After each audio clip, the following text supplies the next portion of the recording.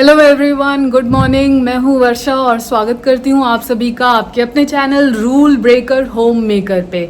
तो आज का लाइफ अपडेट ये है कि आज मेड नहीं आई है, आज मेरी जो हाउस हेल्प है वो आज नहीं आई है। तो दिन के जो सारे काम है वो मुझे खुद से ही करने पड़ेंगे। और आज मैंने सोचा हुआ था कि आज मैं घी निकालूंगी, मलाई ढेर सारी जमा हो चुकी है फ्रिज में, ओवरफ्लोइंग हो रही है। तो आज मलाई से घी बनाने का काम आज मुझे पूरा करना है। साथ ही साथ मुझे ब्रेकफास्ट, लंच और डिनर की भी प्रिपरेशन करनी है, घर की सफाई करनी है, बर्तन धोने हैं, कपड़े फोल्ड करने हैं, थोड़ी सी गार्डनिंग भी करनी है। तो बने रहिए मेरे साथ पूरे दिन भर और देखिए कि मैं। तो ये था मेरा घी निकालने वाला बर्तन। यहाँ पर मैंने मक्खन जो कि मैं पिछले 1 महीने से जमा कर रही थी फ्रिज में, वो यहाँ पे मैंने सामने रख लिया है। और इसको मैं मैनुअली, मतलब हाथ की सहायता से ही मैं इसका मक्खन निकाल रही थी। और मक्खन निकल कर के अलग हो गया और पानी अलग हो चुका है। उसके बाद फिर ये जमा हुआ जो मक्खन है इसको मैंने अलग कर लिया और पानी को अलग करके फिर मैंने उसको भी गैस पर चढ़ा करके फाड़ लिया था और उसमें से भी ये पनीर बन करके तैयार हो गया था। तो बचे हुए दूध का, बचे हुए पानी का आप बहुत अच्छे से इस्तेमाल कर सकते हैं। साथ में मैंने यहाँ पे घी गैस के ऊपर चढ़ा दिया था और घी बन करके रेडी और तैयार भी हो गया था। अधिकतर जब भी मुझे मौका मिलता है तो मैं घर में ही घी निकालती हूँ और ये घी बहुत ज़्यादा प्योर होता है, कोई प्रिजर्वेटिव नहीं होता है और बहुत लंबा चलता भी है। और अगर आप बाज़ार से घी खरीदने भी जाए तो भी आपको कॉस्टली ही पड़ता है।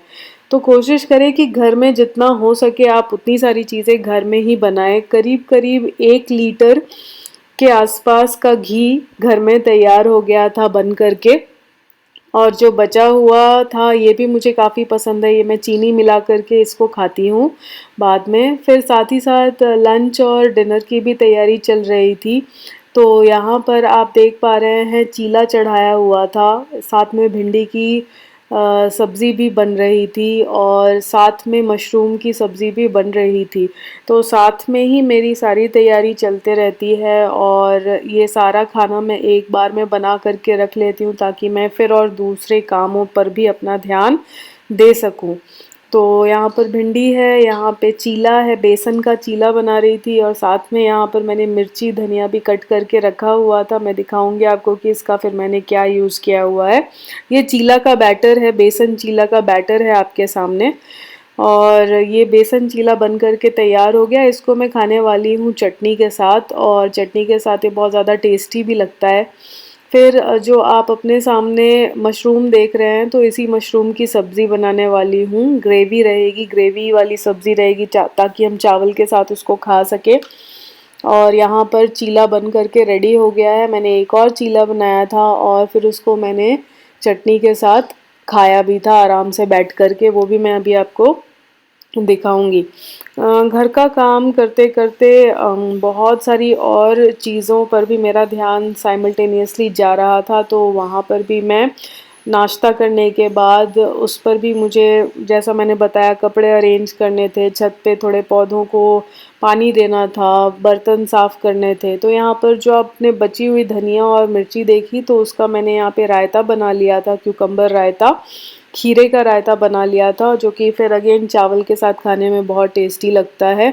ये सारा काम ख़त्म करने के बाद फिर मैंने यहाँ पे सारे के सारे बर्तन, जो भी खाना बन चुका था उन सारे खाने को अलग निकाल करके फिर मैंने वो सारे बर्तन भी धोने के लिए बेसन में रख दिए थे। और फिर बाद में मैंने उन सारे बर्तनों को भी धो करके अलग से रख दिया था, बिकॉज़ दिन भर आपको कंटिन्यूअसली बर्तनों की ज़रूरत पड़ती है। तो यहाँ पे सारी सब्जियों को मैं अलग रख रही हूँ, अलग कटोरियों में रख रही हूँ और गैस को भी साफ़ कर रही हूँ। उसके बाद सारा काम समाप्त होने के बाद जितने भी बर्तन बचे, जितना हो सका उतना साफ़ करके साइड में रख दिया और बाकी का काम मेरा डन था। चावल और रोटी ही बस बननी थी अब रात भर के लिए, तो किचन का काम ऑलमोस्ट ख़त्म हो चुका था मेरे लिए।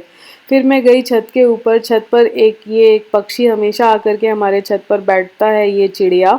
इसका नाम अगर आप लोगों को पता है तो ज़रूर बताइए। वैसे आसमान काफ़ी साफ़ दिख रहा था। बादल बहुत सुंदर, आकृति बहुत सुंदर लग रहे थे आसमान में। तो मैंने थोड़ी देर के लिए आप लोगों के लिए आसमान का भी वीडियो कैप्चर किया। और एक ब्लू कलर की लाइनिंग थी पूरे आसमान में, बहुत सुंदर लग रहा था सब कुछ। और मैंने सोचा कि मैं इसको आप सभी के लिए कैप्चर करूं।